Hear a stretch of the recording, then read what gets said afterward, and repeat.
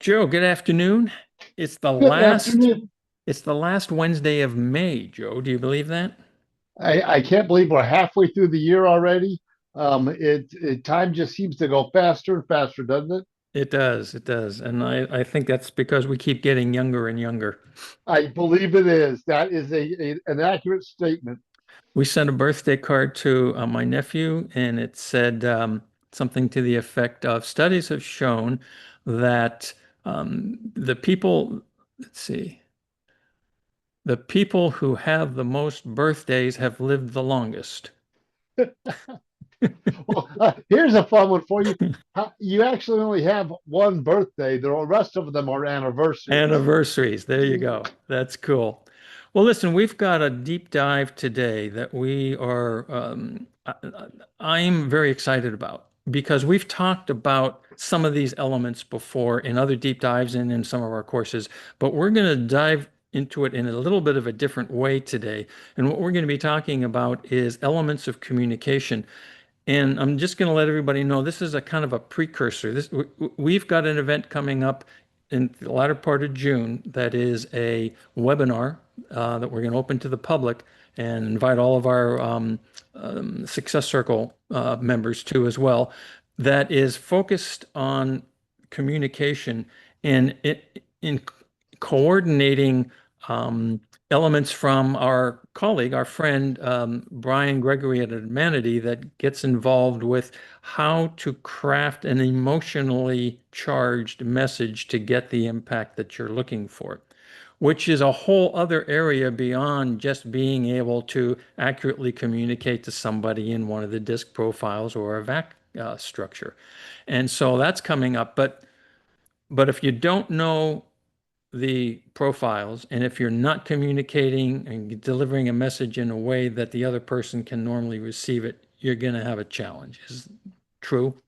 That's right. And we'll talk about, there's a little difference between communicating one on one, where the disc and the VAC come more into play, versus communicating to a larger audience. And we'll talk about that as we go through the deep dive today. Okay, well, let us get into this deep dive then, because we have some material that we want to share. And that's our little slide deck of the day. Okay. And this deep dive is called Why Your Message Is Not Landing. And I think this is an interesting way of positioning this because we all put out communications in one way, shape, or form all the time, right? I mean, That's right. whether it's to customers or prospects or employees or to your attorney, your tax guy, whatever, you're Your communicating all the spouse, time. Your spouse. your Oh, spouse, there's a good one. Your spouse. Yeah. your kids, Your everything, kids. You're communicating everybody. all the time. And so why is your message not landing? And so what we've looked at here is that there are, let me see if I can, oh, there we go. Next. The elements of communication are, I don't know why it's doing the, okay, the elements of communication. If you have a sender, a receiver, you've got a channel along which you communicate, and you got a message.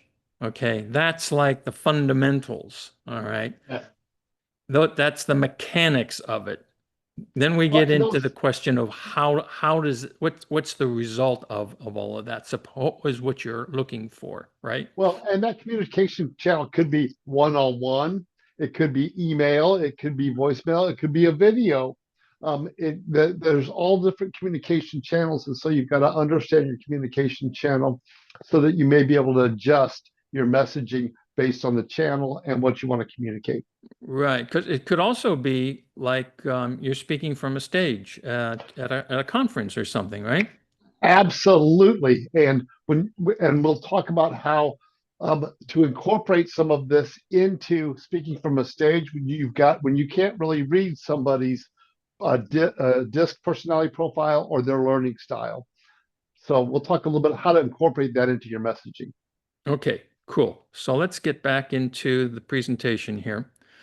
And so, all right, so we got these things. Now the question becomes one of what makes communication effective? And in talking with you, we've identified several things that we think make a lot of sense here. And the first one is that the message has to be sent. If there's no sent message, you're not going to communicate. Nothing happens. And it's got to be received somehow, because if it isn't received, if there's nobody on the other end to receive it, or the channel is broken, like you pick up your phone and the cell service is down, ain't nobody going to receive your message, right? Yep. And then, but this is the key one, and this is the one you like to talk about a lot, is the response. Because you have a definition of communication that I think is very important and useful that I want everybody to hear again. So why don't you give us that? True communication is the response you receive. So if somebody's not receiving it and or they're not doing what you expect them to do, it's your job to change the message so it resonates with them so they take the action that you're looking for them to take. So Right. it's as communicators, it's our job to adjust our communication style to the audience that we're communicating with. And I think something that's relevant to state with respect to that is communication is a two-way street. There is no one-way communication. Yeah, it's like, when I was a kid, mom would say, "You're not listening." Well, we're listening. We're just not reacting the way that you're saying or responding the way you want us to. Right. So, how do we change our communication to get the response we want? Let me build on it a little bit. If she were to say, "You're not listening, but you weren't in the house," there would have been no communication. That's There would right. have been no response one way or the other because part of that mechanism of communication would not have been present. So it's always going to be two ways. Whether you're getting the reaction or the response that you hoped for or not is going to be something that goes on. It's got to be a two-way flow. Yeah. How are we communicating? Okay, so that being the case, let's take a look at several things here. Let's take a look now at the things that can get in the way of communication. And we talked about this the other day too.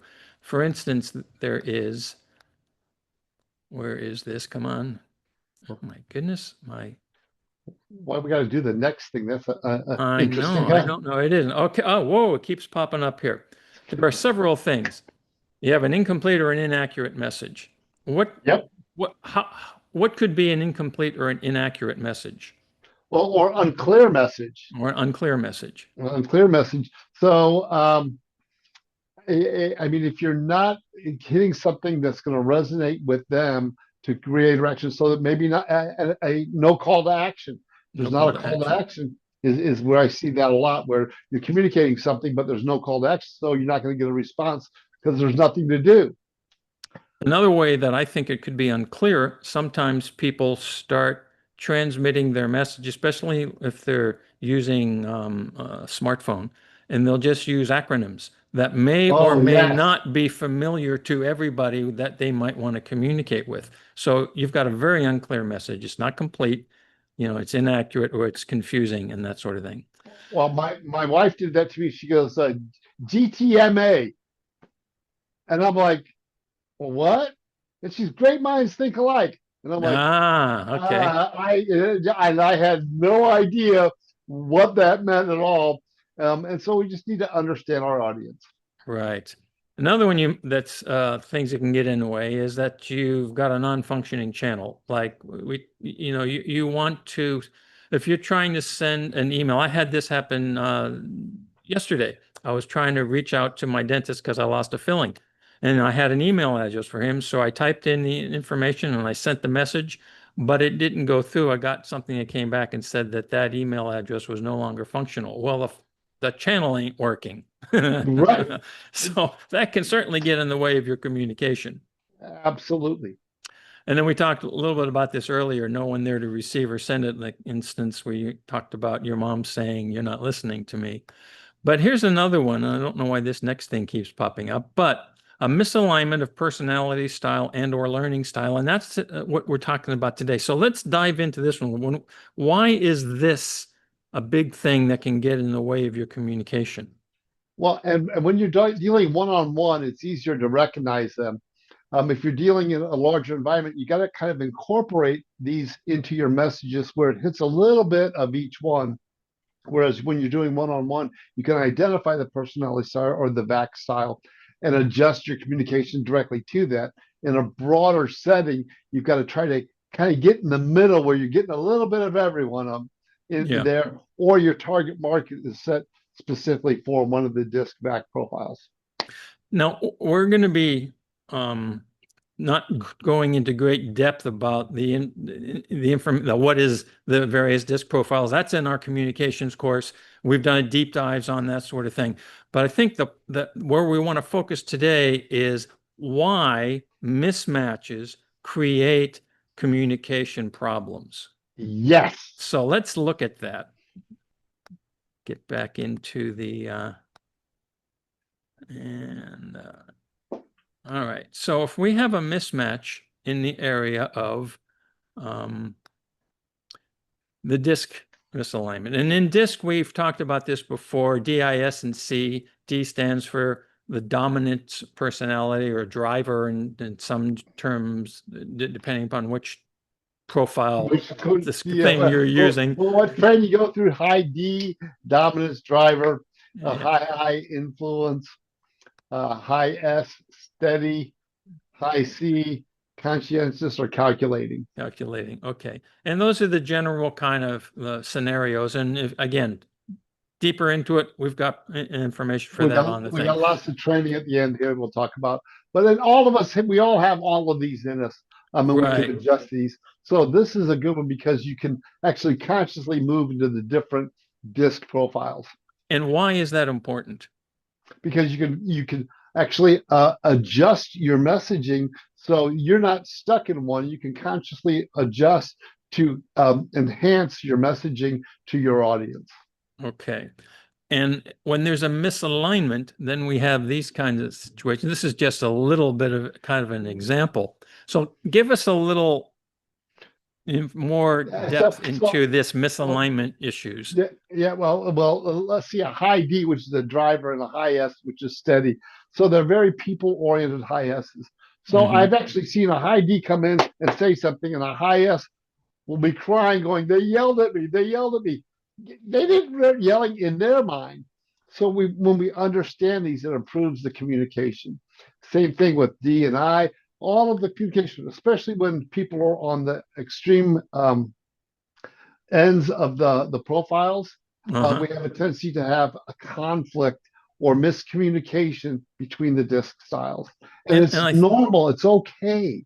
yeah, I think something that's relevant here is that if you are the manager or whatever your role is, even if it's like in a family dynamic, and this is your dominance profile, and the person you're going to communicate to is not, you need to recognize that so that you maybe can adjust a little bit.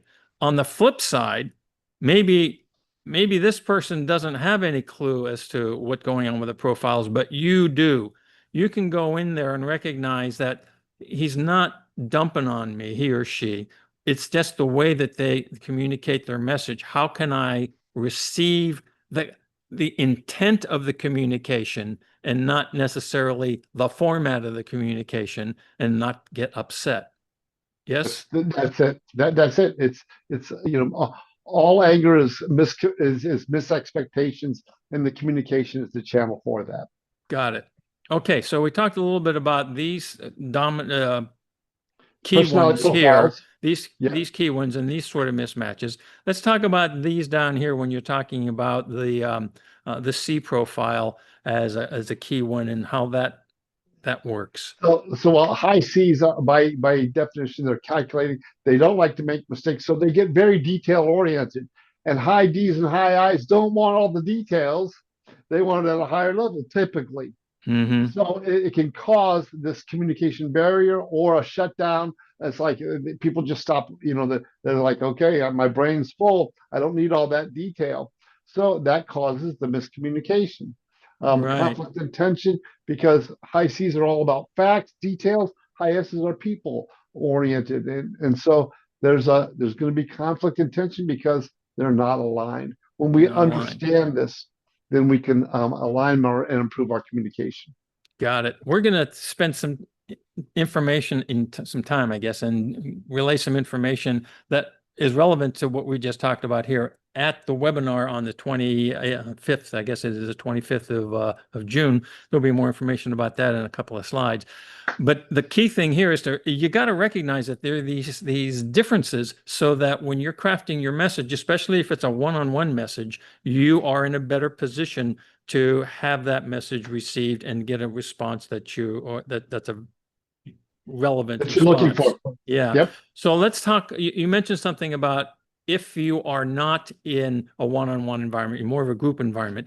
How does the recognition of these potential conflicts create an opportunity for you to craft your message in a way that's going to be So you better want to be received? more kind of in the middle, what I call a high disk, in the middle. So you're not in one extreme or the other. You want to be kind of in the middle where you're hitting a little bit of all of them. So you want to bring in tasks, some people aspects, and bring in kind of in the middle of the disk profile so that you're communicating the best to the highest majority. Got it. And that can work very well in almost any type of group situation because your things that you say will um, be well received by one, and then the next thing you say by another. And you may actually present the same kind of information in several different ways in your presentation, and that And that's the key. Well, because when you're presenting a live face to face, you can read the reactions and you can kind of align it with the disc and the back profiles. right. In mass communication, like videos and social media or email marketing, it's harder because you're not getting that reaction to adjust the messaging. So you got to kind of play in the middle of the road. Got it. Very important element there. Okay, let's get back to what we're to our presentation. All right, so we've talked about the misalignments here, and the next level is in VAC. Back. And VAC is all about the visual, auditory, and kinesthetic forms of communication. Give us a very brief description as to So, what it well, means, visual, auditory, and kinesthetic. some people I like to call it learning styles. It's how they Hmm. learn. Visual people see that and we go dive into that, but they learn by looking, by watching. Auditory learn by listening, and kinesthetic learn by doing. Okay, So when you're presenting or when you're talking, you can adjust this based on the VAC, or you can ensure that we incorporate that or all those into our communication. You see what I mean? Does that sound right to you? You feel what I'm saying?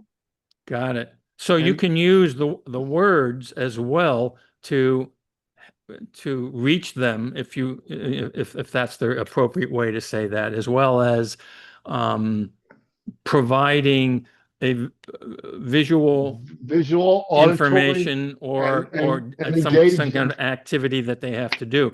And we have a somewhere in here. Where's my little? Oh, there we go.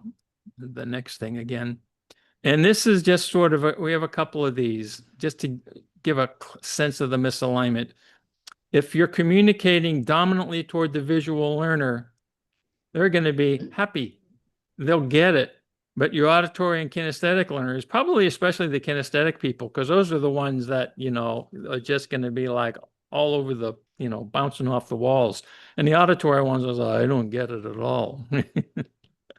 And then if they're a kinesthetic learner, did I miss the audio? I guess I went past the other one.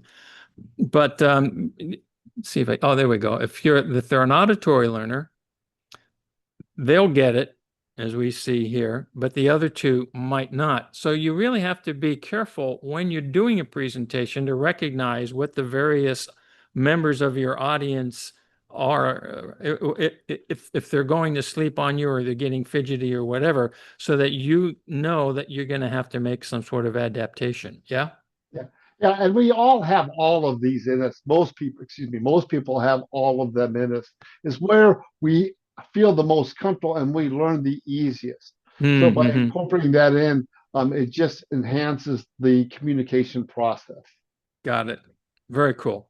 Well, that's kind of the focus of what we wanted to talk about today. Um, And we're looking at is what's coming up next, and that is the event on the 25th of June, which in conjunction with Brian, as I mentioned, Brian Gregory from Admanity, this is going to be a very powerful webinar. And it's on the 25th of June from 12 to 1, which is the regular time for our deep dives. And there'll be more information about this coming out to people. But what would you like to say about this event? Okay, well, first of all, I've known Brian for uh, many years now, and we've actually incorporated this into what we do here, and I've recommended to many clients over the years. People buy on emotion, and how do you hit those emotional buttons based on your company's target market and your company's style? So understanding what your company represents, what they stand for, and communicating in that fashion is a key thing that we'll be talking about on the 25th with Brian, and do a deep dive there. And you're going to get a ton of information, a ton of learnings. So be there. And Brian, he's got some great information. We played together, and it complements everything we do here. Fantastic. Yes, looking forward to that as well. And the other thing that's important for everybody is the communication playbook. We call it your mind reader communication playbook. This is where we dive deeply into the different disc profiles and the learning styles and incorporate other elements associated with what's important to be able to communicate effectively.